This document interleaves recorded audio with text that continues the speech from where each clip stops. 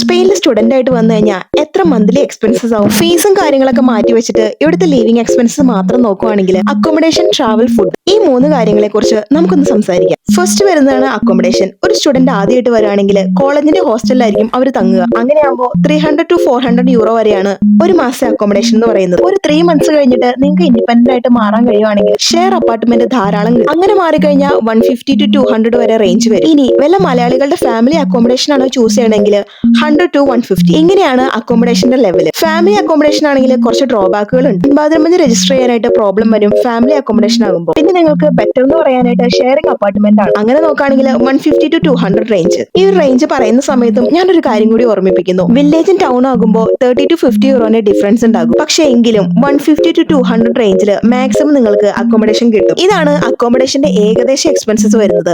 ഇനി രണ്ടാമത്തെ കാര്യമാണ് ഫുഡ് എന്ന് പറയുന്നത്. മന്ത്ലി ഒരു 80 to 100 യൂറോ വരെ നിങ്ങൾക്ക് ഫുഡിന്റെ കോസ്റ്റ് വരും. അതിന് വേണ്ടിയിട്ട് ചെറിയ ഷോപ്പുകളിൽ പോയി പർച്ചേസ് ചെയ്യാതെ ബ്രാൻഡഡ് ആയിട്ടുള്ള വലിയ ഷോപ്പുകളിൽ പോയി പർച്ചേസ് ചെയ്യാൻ ശ്രമിക്കുക. ഫോർ എക്സാമ്പിൾ മഴക്കദോണ, ലീദിൽ അവിടെയൊക്കെ സാധനങ്ങൾക്കൊക്കെ ഭയങ്കര വില കുറവാണ്. സ്പെയിനിൽ പൊതുവെ ഇന്ത്യൻ ഫുഡിന്റെ അവൈലബിലിറ്റി ഭയങ്കര കുറവാണ്. ഇനിയിപ്പോ ഇന്ത്യൻ ഫുഡ് കിട്ടുകയാണെങ്കിൽ തന്നെ ഭയങ്കര എക്സ്പെൻസീവ് ആണ് താനും. അതുകൊണ്ട് തന്നെ നിങ്ങൾ സ്പെയിനിൽ വന്നു കഴിഞ്ഞാൽ സ്പാനിഷ് ഫുഡ് കൾച്ചറിലേക്ക് മാറാനായിട്ട് ശ്രമിക്കുക. ചുരുക്കി പറഞ്ഞാൽ ഒരു 80 to 100 യൂറോസ് വരെ ഫുഡ് എക്സ്പെൻസസ് പ്രതീക്ഷിക്കുക. ഫ്രണ്ട്സിന്റെ കൂടെയൊക്കെ ഷെയർ കുക്കിംഗ് ആണെങ്കിൽ വീണ്ടും അതിന്റെ റേഞ്ച് താഴാം. ഇനിയുള്ളതാണ് ട്രാവൽ. സ്പെയിനിൽ പബ്ലിക് ട്രാൻസ്പോർട്ട് പൊതുവെ എക്സ്പെൻസീവ് ആണ്. വില്ലേജുകളിലൊക്കെ ആണെങ്കിൽ ഭയങ്കര ബുദ്ധിമുട്ടാണ് സമയത്തിന് ബസ്സൊക്കെ കിട്ടാനായിട്ട്. എന്നാൽ സിറ്റീസിലാണെങ്കിൽ ഫ്രീക്വന്റ്ലി ആയിട്ട് നമുക്ക് ബസ്സും ട്രെയിനും ഒക്കെ ഉണ്ട്. സ്റ്റുഡന്റ് കാർഡ് കാണിച്ചാൽ നിങ്ങൾക്ക് 50% കൺസർവേഷൻ ഉണ്ട്. ട്രെയിൻ ടിക്കറ്റ് ഒക്കെ ആകുമ്പോൾ മന്ത്ലി പാസ് എടുക്കുന്നതായിരിക്കും കുറച്ചുകൂടി ലാഭം. അങ്ങനെയാകുമ്പോൾ പെർ മന്ത് ഒരു 18 യൂറോ എടുത്തേ വരുന്നുള്ളൂ. ബസ് പാസ് ആണെങ്കിലും ഒരു 18 to 100 യൂറോന്റെ അടുത്തേ വരുന്നുള്ളൂ. വീടുകൾ ചൂസ് ചെയ്യുന്ന സമയത്ത് ക്ലോസ് ടു വർക്ക് അല്ലെങ്കിൽ ക്ലോസ് ടു കോളേജ് എന്നിവയുടെ അടുത്തുള്ള സ്ഥലങ്ങൾ തിരഞ്ഞെടുക്കാൻ ശ്രമിക്കുക. അങ്ങനെയാകുമ്പോൾ ട്രാവലിംഗ് എക്സ്പെൻസ് വളരെ കുറഞ്ഞു കിട്ടും. അപ്പോൾ എങ്ങനെ പോയാലും ഒരു 80 to 100 യൂറോസ് നിങ്ങൾക്ക് മാസം ട്രാവലിംഗ് എക്സ്പെൻസസ് ആവും.